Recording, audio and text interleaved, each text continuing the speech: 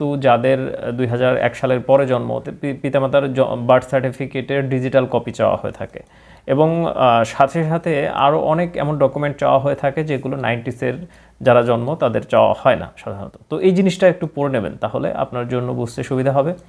আমি সময় বাঁচাতে এটা স্কিপ করছি। এখানে জন্ম নিবন্ধন নাম্বার আপনাদেরকে দিতে হবে এবং এখানে জন্ম তারিখ দিতে হবে। আর নিচে এখানে দেখুন একটি ক্যাপচা রয়েছে, এখানে ছোট হাতের অক্ষর, বড় হাতের অক্ষর, সংখ্যা যেটা যেভাবে থাকবে আপনাকে সেভাবেই পূরণ করে দিতে হবে। তো আমি আমার জন্ম যে তারিখটা আগে সেটা দিয়ে নিচ্ছি, কারণটা হচ্ছে আপনাদের একটা জিনিস দেখাবো বলে। অনেকেই যখনই এটা আসে তখনই এটা পূরণ করতে একটু সমস্যা মনে করে, এভাবে একটু ঝামেলা, আমি বুঝতে পারছি না, অনেকেই এটা ভাবে। তো আপনি যে কোনো একটি ডেটকে সিলেক্ট করে নেবেন। ধরুন আমি এই যে ডেটটাকে সিলেক্ট করে নিয়েছি, এবার এটাকে এডিট করে দিব। এই যে দেখুন আমি এটা এডিট করে দিয়েছি সুন্দর করে, এটা কিন্তু রয়ে গেছে। এবার যে জন্ম নিবন্ধন নাম্বারটা সেটা দিয়ে দিচ্ছি, এবার ক্যাপচা দিতে হবে। তো যেটা যেভাবে রয়েছে, ভুল দিলে কিন্তু বারবার ভুল দিলে অনেক সময় সার্ভার লক হয়ে যায়, এটাতে আর প্রবেশ করতে পারবেন না দেখা যাচ্ছে। তো আমি এটাতে ক্লিক করলাম অনুসন্ধান, এটাতে ক্লিক করার পর নিচে আমার যে জন্ম নিবন্ধনের যে ইনফরমেশনগুলো সেগুলো কিন্তু শো করেছে। আপনার ক্ষেত্রে এরকম শো করবে, যদি অনলাইনে না থাকে বা ডিজিটাল না হয় তাহলে এখানে দেখাবে না। যে নির্বাচন করুন, এটাতে ক্লিক করে দিচ্ছি। এটাতে ক্লিক করার পর আপনি কি নিশ্চিত? হ্যাঁ আমি নিশ্চিত, এটাতে ক্লিক করে দিচ্ছি। এটাতে ক্লিক করার পর এরকম একটি পেজ আসবে, আমরা একটু উপরে চলে যাব। সর্বোচ্চ 3 বার জন্ম নিবন্ধন সংশোধন আবেদন করা যাবে। আপনারটা আপনি সর্বোচ্চ 3 বার আবেদন করতে পারবেন, হ্যাঁ। এবং একটি তথ্য কিন্তু একবারই আবেদন করা যাবে, আপনি বারবার একটা তথ্য সংশোধন করতে পারবেন না। এবং প্রয়োজনীয় ডকুমেন্ট যদি সাবমিট না করতে পারেন তাহলেও সমস্যা রয়েছে, আপনার আবেদনটা বাতিল বলে গণ্য হবে। তো এখানে দেখুন জন্ম তারিখ, পিতা ও মাতার কততম সন্তান, মানে এখানে যে তথ্যগুলো থাকে সেই তথ্যের প্রকারগুলো রয়েছে, আপনি কোনটা সংশোধন করতে চাচ্ছেন। ধরুন আমি জন্ম তারিখ, তো জন্ম তারিখ লিখলাম, চাহিত সংশোধিত তথ্য এখন কোনটা সেটা এখানে দিতে হবে, যেটা আগে ছিল সেটা না, কিন্তু যেটা এখন দেবেন সেটা এখানে দিয়ে দিবেন। তারপরে হচ্ছে সংশোধনের কারণ, কি কারণে এটা একটাই অপশন রয়েছে, ভুল লিপিবদ্ধ হয়েছিল। এখন আপনার যদি মাল্টিপল কারেকশন থাকে, মানে এটা হচ্ছে একের অধিক সংশোধন, মানে একটাতেই দুই তিনটা সংশোধন করতে হবে, আরও তথ্য সংযোজন করুন, এটাতে ক্লিক করে দেবেন। একইভাবে যেই পরের যে তথ্যটা, ধরুন আপনার জাতীয়তা, তো অজানা, আপনি কোন জাতীয়তা সংশোধন করতে চাচ্ছেন, অথবা মাতার নাম, এখানে সঠিক যে নামটা এখন যেটা দিতে যাচ্ছেন অবশ্যই আপনার ডকুমেন্টে সেগুলো মজুদ থাকতে হবে, সেইটা এখানে দিয়ে দিবেন। এখন যেটা সংশোধনের কারণ একই, ভুল লিপিবদ্ধ হয়েছিল। আপনি যদি চান যে না থাক, একটাই আমি করব, এই যে ডিলিট অপশনে এটাতে ক্লিক করে দিবেন। তারপরে এখানে জন্মস্থানের ঠিকানা, যদি আপনার এগুলোর মধ্যে কোনোটাতে সংশোধন লাগে তো সেই ক্ষেত্রে আপনি সেটাও করতে পারেন।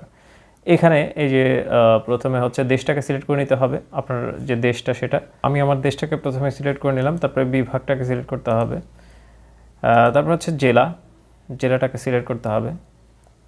আপনি যখনই এগুলো সিলেক্ট করবেন অটোমেটিক অপশনগুলো খুলে যাবে। তো এখানে দেখুন আমি আমার স্থানগুলোকে দিয়ে দিচ্ছি, এই যে ইনফরমেশনগুলো এগুলো সুন্দর করে দিয়ে দিবেন। আপনার জন্মস্থানের ঠিকানা ও স্থায়ী ঠিকানা যদি একই হয় তাহলে এটাতে টিকমার্ক দিন। একইভাবে যদি স্থায়ী ঠিকানা ও বর্তমান ঠিকানা একই হয় তাহলে এটাতে টিকমার্ক দিন। আর যদি আলাদা হয় তাহলে এটা আনমার্ক থাকবে এবং এটাকে পূরণ করে দিতে হবে, যেটা আমি যেভাবে পূরণ করে দেখালাম আপনাকে সেভাবেই পূরণ করে দিতে হবে। তো আমার একই, এর জন্য আমি টিকমার্ক দিচ্ছি।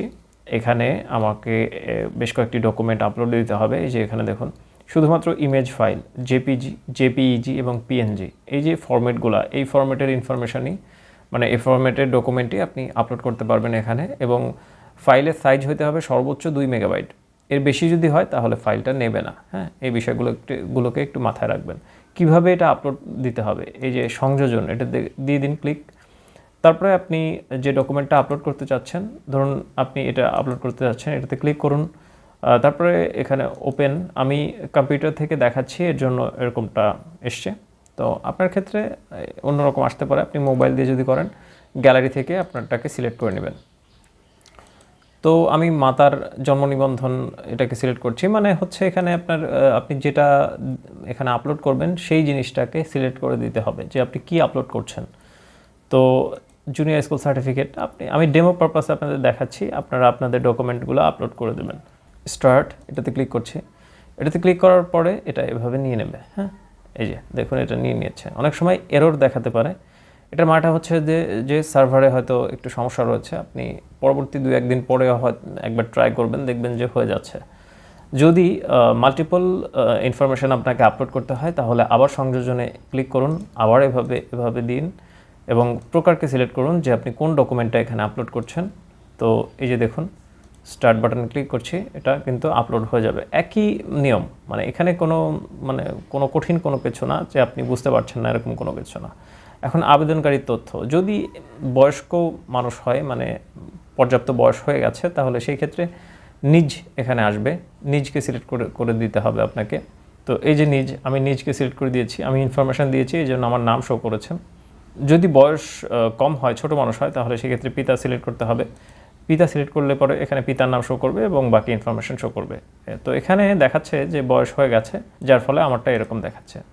যদি পিতামহ, মাতামহী এগুলো হয়, তাহলে সেক্ষেত্রে বেশ কিছু ইনফরমেশন এখানে দিতে হবে। জন্ম নিবন্ধনের নাম্বার, জন্ম তারিখ, জাতীয় পরিচয়পত্রের ইনফরমেশন, এটা অপশনাল, চাইলে দেবেন, না চাইলে দরকার নাই। আবেদনকারীর নাম, ইমেইল নাম্বার একটু দিতে হবে, অপশনাল। ফোন নাম্বারটা অবশ্যই দিতে হবে। এই যে ওটিপি পাঠান, এটাতে ক্লিক করতে হবে, তারপরে সেই নাম্বারে একটা ওটিপি যাবে, যেটা 10 মিনিটের মধ্যে আপনাকে এখানে বসাতে হবে।